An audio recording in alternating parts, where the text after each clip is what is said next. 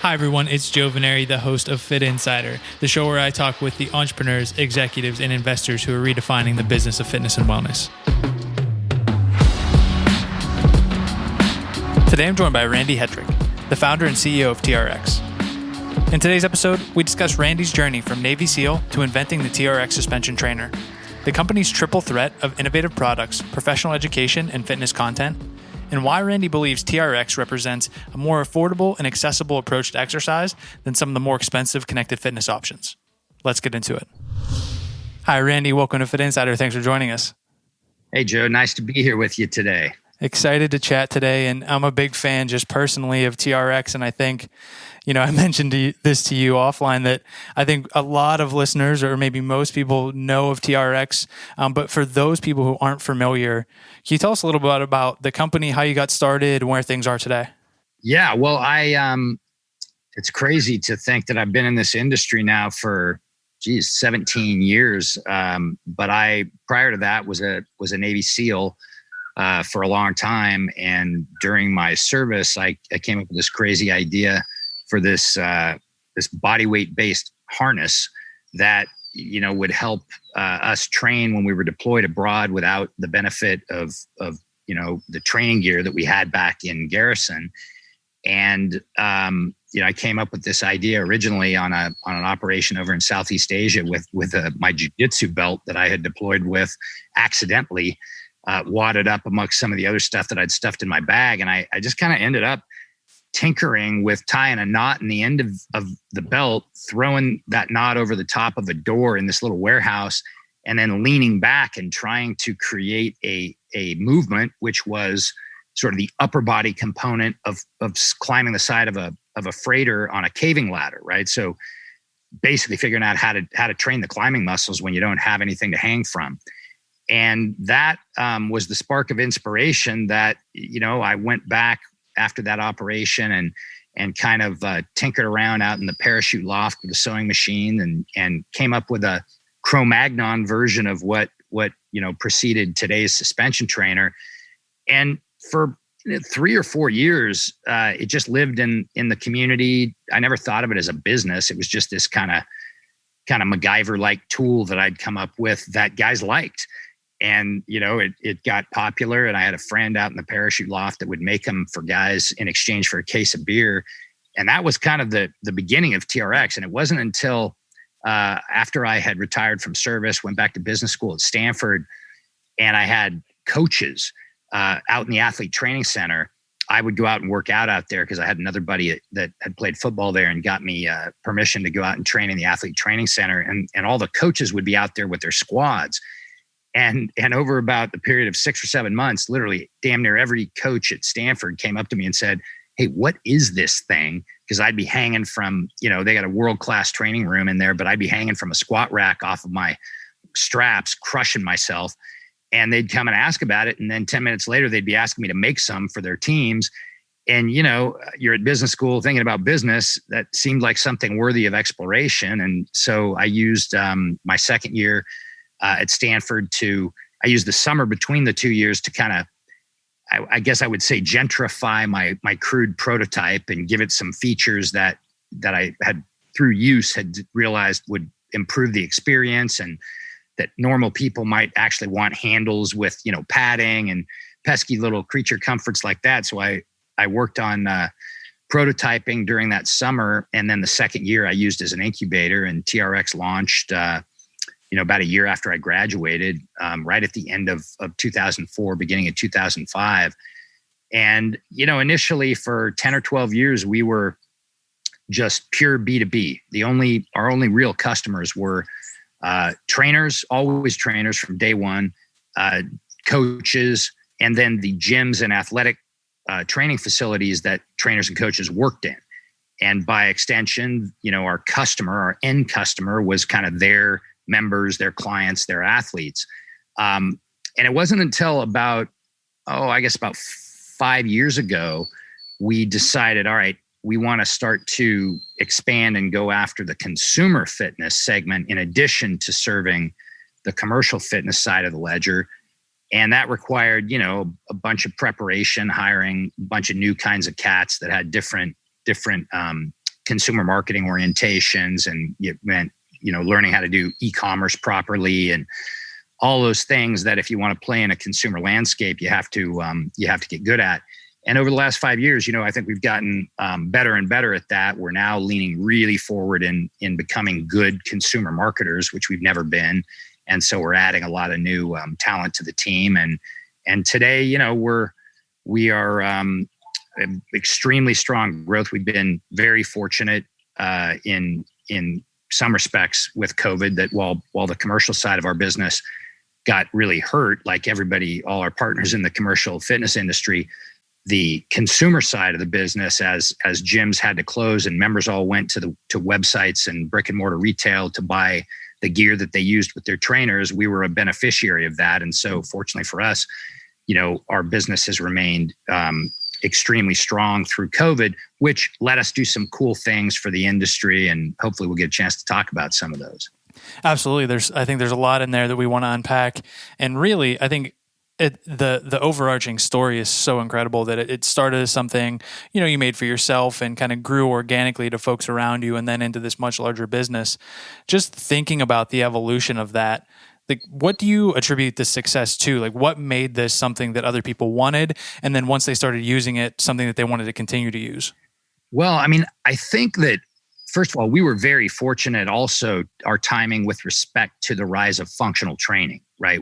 I would certainly never claim to have caused that, but I absolutely believe that we helped contribute to its rise. And that was dumb luck, right? That was just being in the right place at the right time, as people were starting to realize that, hey, there'd been, several decades where the dominant theme in training was kind of more of a bodybuilding style of training, where you were isolating muscle groups and focusing on those. And as I was starting this company, there was this kind of shift, primarily driven by athletic training, but then it got popularized, a shift to training the body more like a system, right? And like one of the definitions that I like, there's a couple different definitions of functional training. One of the ones I like is the idea of using, small tools to challenge big movements. And so as that was going on, the suspension trainer was just about the most functional tool that you could ever imagine. And so we benefited from that. So timing is one of the factors that contributed toward our success. Another is that, I'm sure, Joe, you're a TRXer. I can virtually guarantee, because it's a universal experience, that the suspension trainer exceeds the very low expectations that you first had for it, right? And that's something that is I've come to appreciate over time. If you can always exceed the expectations of your customer, it makes them want to tell others about it. And TRX has really never been a marketing organization. We didn't spend, we didn't have money to spend on marketing for more than a decade. And we weren't really marketers. We were more educators. Nobody knew how to use the straps. So Fraser Quelch and I created the first course for trainers. And then, physical therapists told us, well, hey, we're not exactly trainers. We're like them, but we have different sets of needs. So then we created a course for them. And then we had tactical fitness leaders, in the military and first responder community, who said, well, we're like trainers, only different. We need our own course. So we became an education course, an education brand, as we built these courses. And that was kind of a novel, like it's, 16 years ago, that was a novel approach for a product to come wrapped not only in end user content, but then to also be sitting on a foundation of professional education, so that pros, who make their living taking care of others in the physical realm, could be successful. And when you wrap all those together, you end up with a product that was high utility, low cost. It's, variable for users of all levels and goals and interests. It surpasses your expectations. And then it was supported really well with education, which made trainers become our business partner. And when you wrapped all that up together, it just worked. Yeah, and I think over time that now evolving to what you're talking about now, going after not only the equipment piece, the education piece, but also now focusing on consumers beyond the equipment with live and on-demand classes, the content that you're developing. One, is that accurate in saying like those are the three pillars kind of where TRX is today? And then what does each of those look like in terms of the scope and what you're trying to accomplish? Well, so first, yes, it's absolutely. We call that blend our triple threat, and it's always been innovative product because we would never knock anything off. I mean, we have started to bring some commoditized products in the functional training realm into our product line, things like kettlebells and slam balls, and there's no real IP around that. What we've done is done our style of those commoditized products, and then we wrap them in education. But that triple threat has always been innovative product supported with expertly designed content for the end user, and all of which is supported on that platform of professional education, which enables trainers and physical therapists and coaches to, adopt TRX as part of their business mix and help them build better businesses. And so that is still true today, just like it was, 15 years ago when we started. I'd say the newest addition to that triple threat is the idea of delivering that content in the virtual realm, right? Whether it's in on-demand video content or whether it's actual live virtual training, because that's something that's a relatively recent advent that's really been, throttled by COVID into a higher gear. Yeah, so let's dig into that a little bit. You mentioned it a couple of times. You were 6+ months into the COVID pandemic. Beyond obviously the impact going direct to the fitness professional, you have the impact on consumers and the content that you're trying to create. So what are some of the ramifications and I guess it may be pivots or accelerating in new directions that you've undertaken?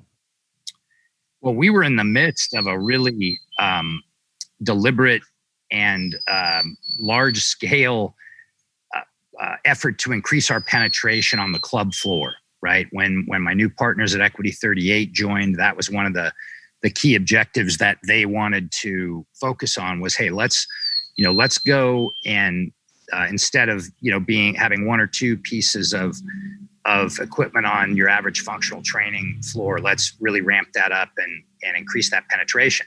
Well, obviously, COVID was not friendly to that initiative, right? Because it forced all of our gym partners to close.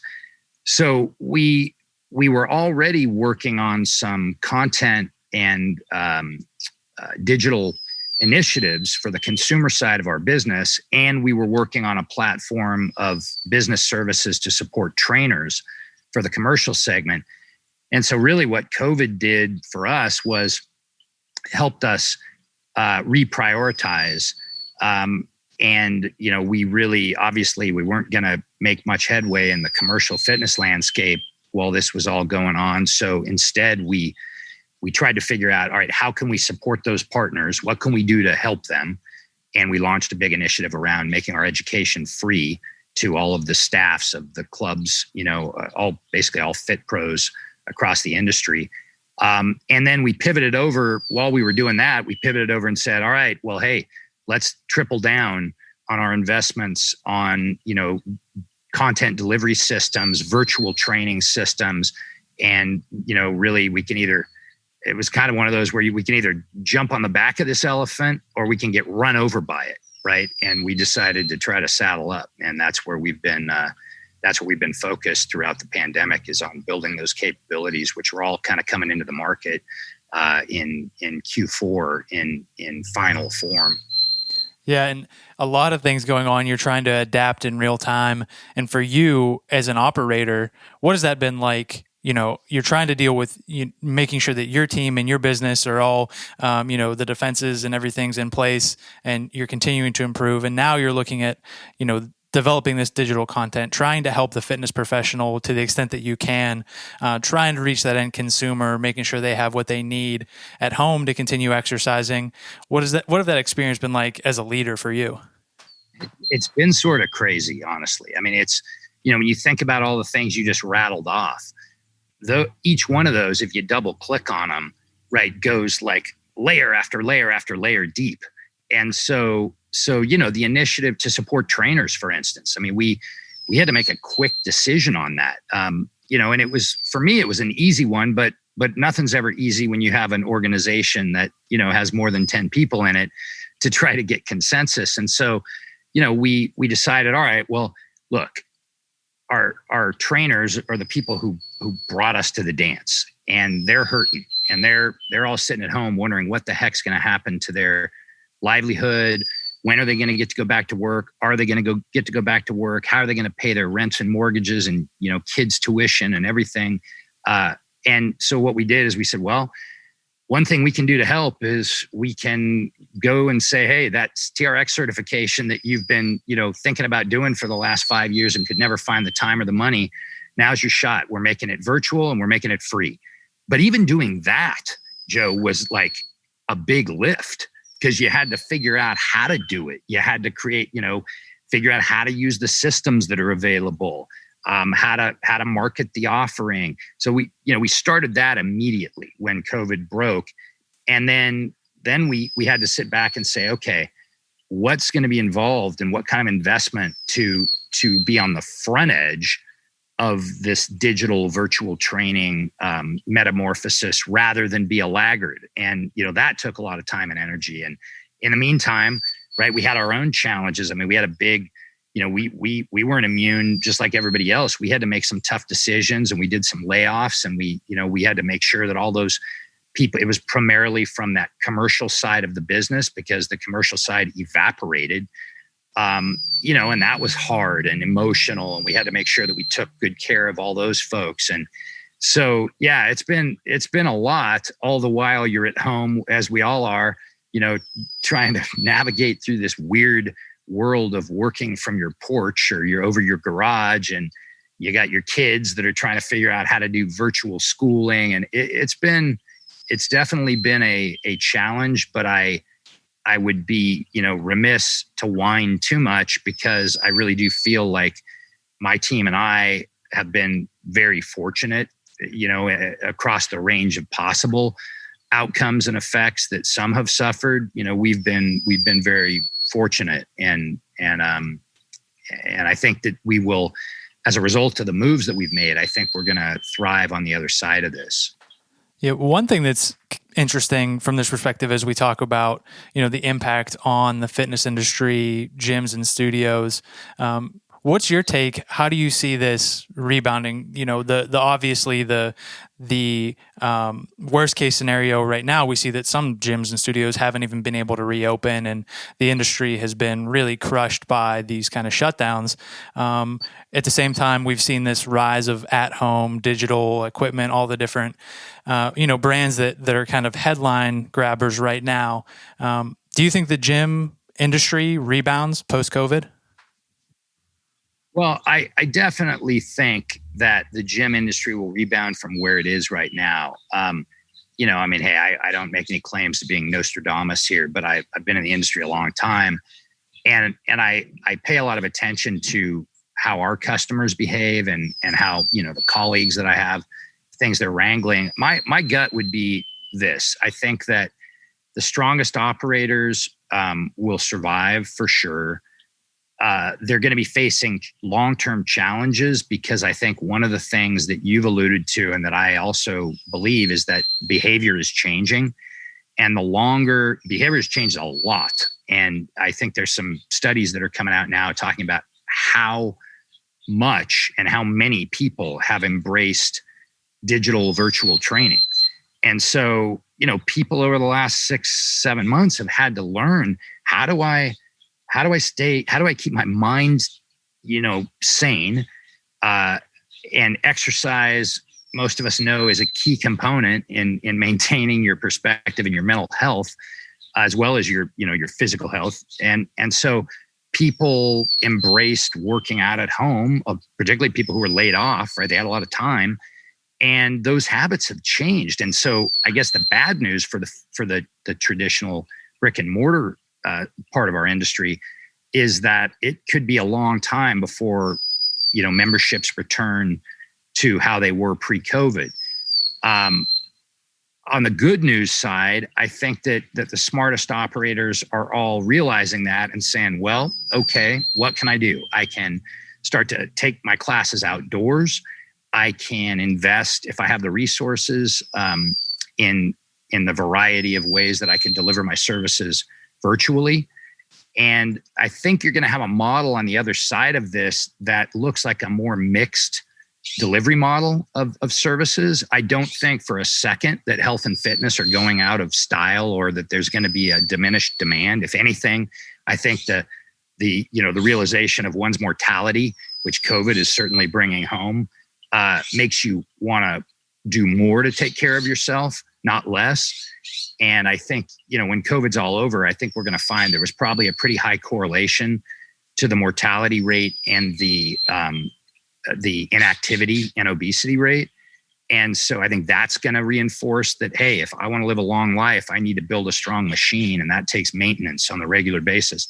So I think it's a mixed bag, but I also would offer the thought that anybody who thinks they're just going to sit back and wait for it to bounce back in January the way it was is probably in for disappointment. Yeah, I think it's safe to say that kind of that return to business as usual maybe doesn't exist in this case. That's not to say that, and to your point, that the industry isn't going to be robust and that the need or want to go to the gym isn't going to exist. It's just going to be in maybe a different form. I think one thing that's interesting in many ways, TRX was almost built for this moment, right? You're at home, you have limited space, you need a reliable piece of equipment that delivers results. So you're kind of slotted in there pretty nicely. But on the flip side of that, what we've seen during this time is that, connected fitness, the Pelotons and Tonals of the world, Mirror, as well as digital fitness, streaming platforms, raising tons of money. Also, they come with a hefty price tag in some cases. Just how do you think about this explosion of connected fitness, also with like this high price tag as it relates to maybe alternatives, TRX being one of them, but also body weight training, cardiovascular, walking, being outside, and just your overall take on fitness and maybe functional training? Yeah, well, I mean, look, there's no question that if you have a high discretionary income, that some of those offerings are really good. I mean, I think Peloton's done a very, very nice job with their brand, with their offerings, with their technology, but it's expensive, really expensive. And so I think that that's not a great option for folks who've been laid off and are trying to figure out how to make their mortgage and their car payments. Same thing with Tonal, same thing with Mirror. Those guys all have I think their place in the fitness universe, but I would propose that probably that is mostly useful for the elite, the financial elite, right? The folks in the higher income brackets. And I feel really passionately that the access to health and fitness should not be limited to the wealthy. I mean, if there's anything we ought to be entitled to, right, as humans and certainly as Americans, it's the luxury of maintaining our health and fitness. And so for that reason, I think that functional training tools offer a lot of utility for, not much money. And I mean, a suspension trainer, and it sounds self-serving, and I don't mean it that way. It's like a suspension trainer is about the most broadly useful tool that I could ever imagine for the buck, right? You literally can train head to toe, front to back, side to side, every level, every sport, every kind of objective, from rehab through high-end performance and everywhere in between. And so that's a tool that, like, for depending on the model you buy, let's say you really go for the top, you're spending a couple $100 and, getting included a year's worth of free content with it.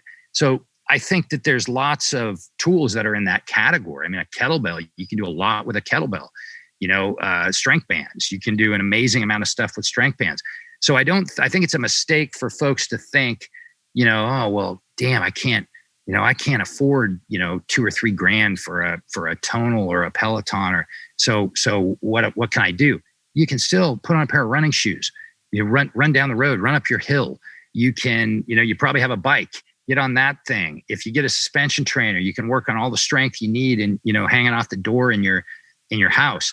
So I would encourage everybody to think, more broadly than just the very well marketed offerings that we all see on, the commercials between ESPN, segments.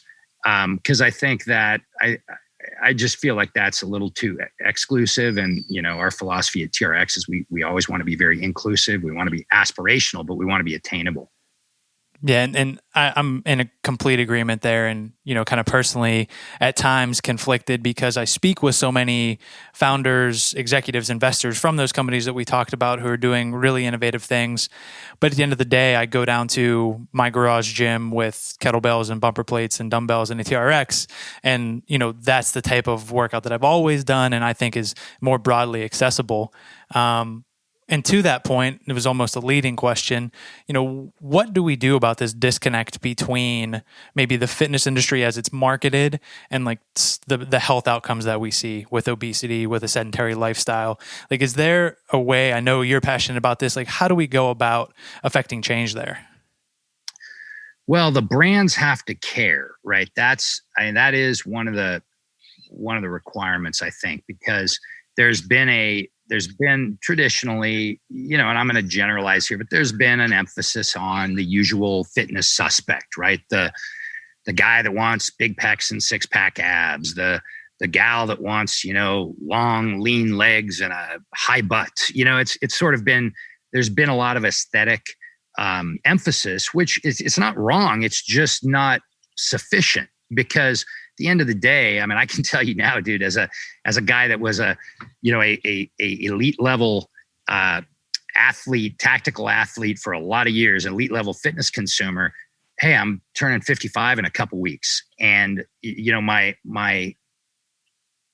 instincts and the motivations behind how and why I train are different than they used to be. Yeah, I still want to look good, but it's way more for me now about maintaining the level of function so that I can go out and surf big waves with my 19-year-old and not, feel like an old man getting thrown up on the beach like some broken driftwood.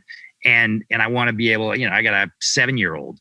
He is nowhere near saying, oh, well, it's okay if my dad can't, go out and do wind sprints with me at practice because, he's old. Well, no, that doesn't work. So for me, but it's all about function.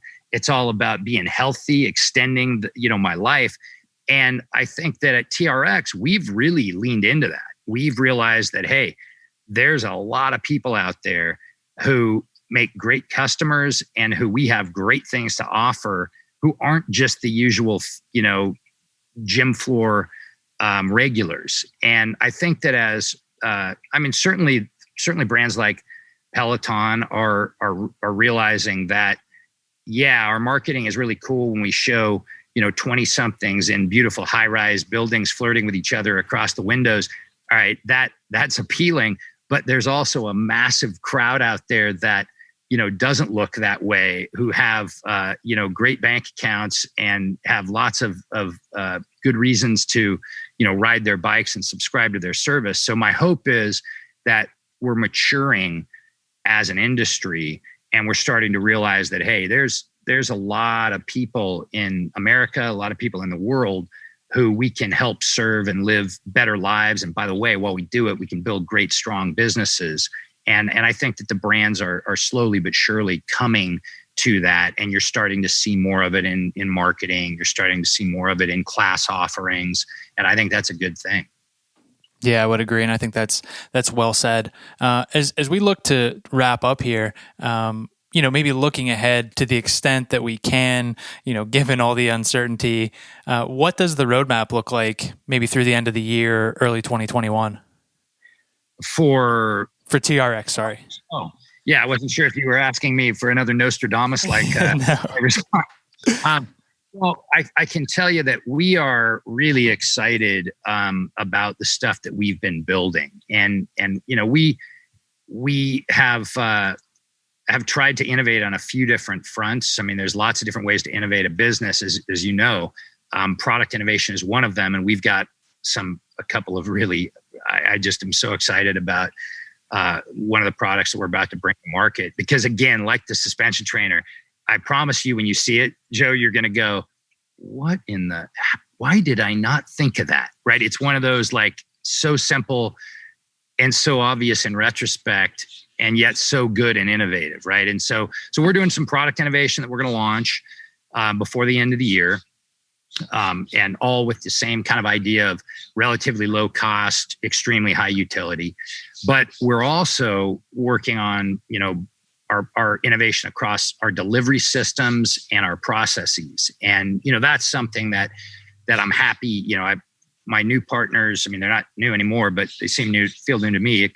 Coming up on a couple of years with Equity 38, and they've really been terrific in helping with process innovation, helping us, I guess, grow up from a systems and analytics perspective, and also brought capital to finish some of the stuff that, it was hard to do out of organic cash. And so these technology platforms that we've built are really going to be stupendous. One of which is going to be a kind of like our version of Peloton, a direct consumer a functional training experience that will be live and video on demand on the consumer side. And then on the commercial side, we're finally launching our suite of services, of business services to trainers, coaches, physical therapists, anybody who makes their living as a practitioner. We want to help them, reduce the friction in their lives and increase their income. And so we're launching a couple of big platforms in Q4 that, it's all hands on deck right now, while we finish building those and get the alpha versions launched. And then, on top of that, we're trying to stay in stock, right? Which is a high quality problem to have, but it is no small task. And our ops team, I can't say enough about what those guys and gals are doing. So a lot of exciting stuff coming up as we look ahead. And I think maybe that's a good place to wrap up, and we'll get you out of here on this. If people want to follow along, they're looking for the different products and platforms we'll be launching, where can they learn more about TRX? Well, everything one way or another lives at trxtraining.com on our website. And we do a lot on @TRXtraining on our social platforms, to talk about what we're doing, show stuff as it's coming out. So that's two great places to do it. And then, anybody who's interested in the crazy antics that I'm up to, I'm out there on @Randy Hetrick on Instagram and Facebook. That's awesome. Well, Randy, thanks so much for joining us today. Really appreciate it, and looking forward to, what you come up with next. Yeah, Joe, thank you for having me. I really enjoy what you guys do. I appreciate the service that you provide to the industry. And I as one of the vendors out there, I can tell you, I appreciate, learning stuff and hearing what colleagues across the industry are doing. And I think you guys do a great job with that. So thank you for having me. Oh, thank you so much. Thanks everyone for listening to today's episode. For more from Fitt Insider, visit insider.fit.co and subscribe to our weekly newsletter for insights and analysis on the business of fitness and wellness. Then, go ahead and subscribe, rate, and review the podcast. See you next time.